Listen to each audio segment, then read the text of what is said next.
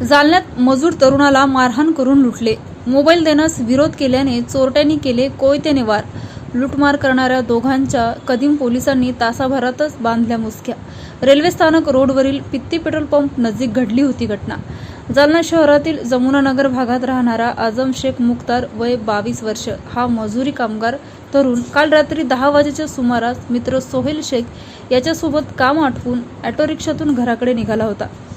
त्याची रिक्षा railway station ते अंबळ रोडवर असलेल्या एका नर्सरीजवळ पाठीमागून मोटरसायकलवरून आलेल्या 2 इसमांनी अडवली. यावेळी आझम शेख यांच्याकडे त्या इसमाची पैशाची मागणी केली. त्यावेळी पैसे देण्यास नकार देताच एकाने पाठीमागे लपवलेल्या कोयत्याने धाक दाखवला. त्यानंतर त्या 2 चोरट्यांनी आझम यांच्या खिशातील 250 रुपये आणि मोबाईल बळजबरीने काढून घेतला. यावेळी पैसे घ्या पण माझा मोबाईल परत करा असे म्हणताच त्यापैकी एका इसमाने कोयत्याने आझम याच्या हातावर वार केले.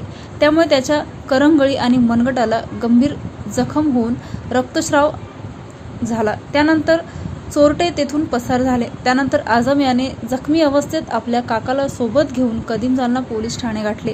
दरम्यान कदीम जालना पोलीस ठाण्याचे पोलीस निरीक्षक सिद्धार्थदादा माने यांच्या नेतृत्वात ऑल आउट ऑपरेशन मोहिमेअंतर्गत शहरामध्ये कदीम जालना पोलीस ठाणे हद्दीत नाकाबंदी सुरू होती.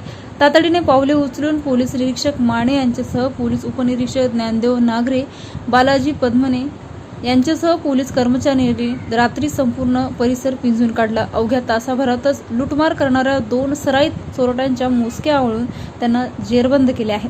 या चोरट्यांची नावे सावेर निसार सय्यद वय 20 आणि शेख अरबाज शेख मेहबूब वय 19 दोघेही राहणार चंदनझिरा असे असून त्याच्या ताब्यातून चोरी केलेला 7,000चा मोबाईल, रोख 250 रुपये आणि गुन्ह्यात वापरलेला कोयता जप्त करण्यात आला आहे.